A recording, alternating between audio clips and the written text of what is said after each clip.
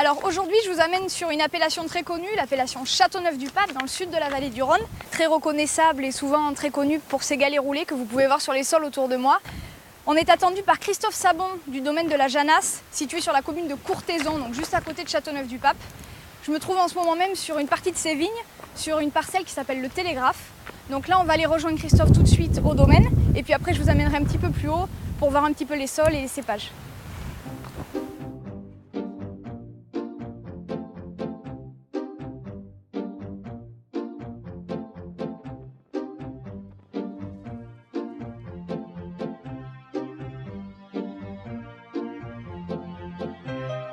Donc, nous sommes au domaine de la Janasse, donc, qui est une propriété familiale qui a été créée par mon père en 1973.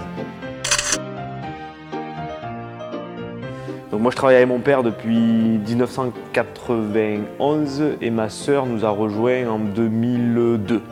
Voilà. Donc nous exploitons à peu près 80 hectares de vignes, donc principalement sur la commune de Courthézon et une vingtaine d'hectares en appellation Châteauneuf-du-Pape, une quarantaine d'hectares Côte-du-Rhône et Côte-du-Rhône village et un petit peu de Ventables et Vennepays. Mon père m'a transmis sa passion de la vigne et sa passion du vin, en le voyant déguster, en le voyant, voilà, le virus m'a pris et donc ça s'est fait tout naturellement à 14 ans, quand il fallait un peu choisir ce qu'on décidait de faire et l'option qu'il fallait faire, ben moi j'ai dit je veux travailler dans les vignes, je veux travailler à la cave et je veux aller à l'école de la viticulture et je voulais aller en Bourgogne. Donc je suis parti à la Vitie à Beaune et voilà. Ben, Julia, bien, on va aller visiter la cave, faire un peu le tour des installations. Donc là on va rentrer dans la partie historique, donc cuve béton, voilà, qui reste pour les grenaches, à mon sens, le meilleur matériau pour vinifier, parce qu'il y a une inertie thermique et le béton est quelque chose de poreux, donc ça respire à travers et tout. Ensuite, on a acheté des cuves tronconiques bois pour vinifier les Syrah et les Mourvèdre, pour avoir encore un peu plus de patine sur ces cépages-là qui sont réducteurs, qui sont très tanniques. Donc le bois n'est pas là pour maquiller, pour boiser, mais il est là pour au contraire affiner les vins. Donc ensuite, on va rentrer dans la partie chez vieillissement en grand contenant, donc pour les grenaches. Donc les vieux foudres traditionnels à Châteauneuf. C'est là que les grenaches vont passer une année tranquille à se bonifier. Voilà, et là on va aller voir en fait la nouvelle cave de vinification, donc qui a été créée il y a maintenant 3 ans.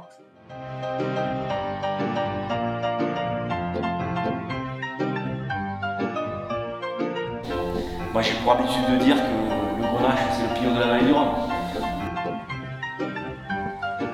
La cuvée Chopin par exemple, vous avez fait ce choix d'utiliser un seul cépage alors que vous avez la possibilité ici sur Châteauneuf d'en utiliser tellement d'autres. Eh oui, au moins 13. Au moins 13. Alors, qu'est-ce qui vous a poussé ou qu'est-ce qui a poussé ton père? Disons que j'ai commencé à vinifier avec mon père, je me suis rendu compte que sur les grenaches, on avait quand même des expressions de terroir et une complexité aromatique qui était fabuleuse. Voilà. Alors le grenache a un petit défaut, c'est que sur des terroirs très argileux, avec beaucoup de galets, très châteaunevois, il est généreux, il est puissant et des fois il est un petit peu mou. Donc c'est là que l'assemblage peut être très intéressant.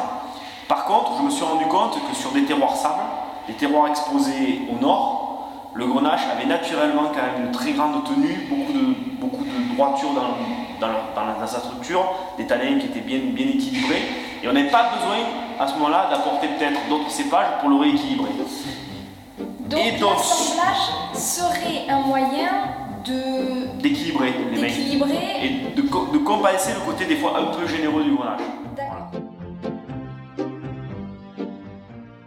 Voilà la cuvée Chopin, donc fameuse parcelle de grenache pur, presque centenaire pour une partie. Voilà, donc c'est un millésime 2005, donc c'est un vin qui commence un petit peu à être dans sa plénitude. Voilà. Sachant que les Châteauneuf-du-Pape, vous pouvez les boire soit très très jeunes sur le fruit, parce que le grenache a un côté très gourmand, très goulayant, et les 2 premières années ça explose de fruits, donc c'est très agréable. Soit après il faut être très patient, il faut attendre au moins 8-10 ans, et on peut aller jusqu'à 20-30 ans sur les grandes années.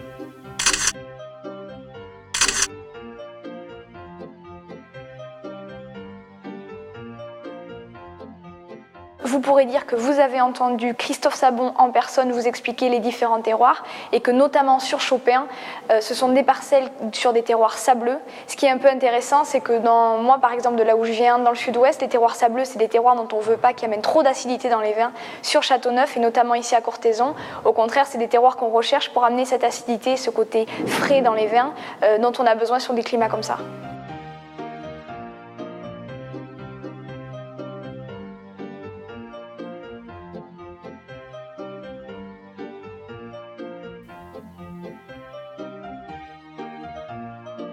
Ce que tu nous montres 2005, super réussite, et si ton plus beau millésime, celui que tu es vinifié, celui dont tu es plus fier ou en tout cas que tu préfères?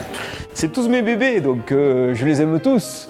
Après, si vraiment il y en avait qu'un, aujourd'hui je prendrais peut-être un 99 parce que c'est aujourd'hui le millésime au jour d'aujourd'hui qui peut-être se goûte parmi les meilleurs. Voilà. Mais dans l'année prochaine ou dans 6 mois, j'en prendrai peut-être un autre. Voilà. Ouais, 99 ou 76 aussi, parce que 76 c'est une des premières grandes réussites de mon père et pour le côté histoire, et c'est très intéressant.